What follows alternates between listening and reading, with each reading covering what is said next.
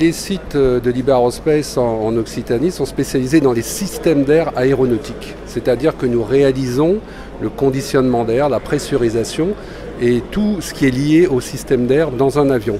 Par exemple, le refroidissement des galets, par exemple, le refroidissement de l'avionique. Donc tout ce qui est lié à l'air dans un avion, c'est notre métier. C'est à la fois pour le confort des passagers, pouvoir être à une altitude de 30 000 pieds avec une température cabine de 20 degrés. Et également, nous fabriquons des éléments de sécurité puisque nous nous occupons de la pressurisation de la cabine.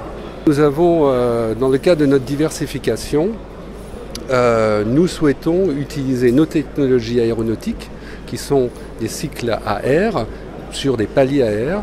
Nous essayons de les commercialiser dans le domaine du ferroviaire. Ce sont des technologies très innovantes et très intéressantes parce qu'elles sont à zéro rejet. Il faut savoir qu'aujourd'hui, dans le domaine ferroviaire, le refroidissement, la climatisation se fait avec une boucle liquide type Fréon. Donc si nous arriverons à remplacer ces boucles liquides et cette technologie liquide type Fréon par du cycle à air, il est évident qu'il n'y aura plus de rejet dans l'atmosphère. Il y a un deuxième avantage à cette technologie, c'est que cette technologie demande très peu de maintenance.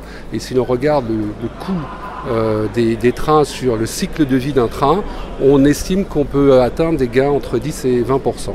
Le site de Toulouse emploie un peu plus de 1100 salariés. Le site de Kansas emploie 170 salariés.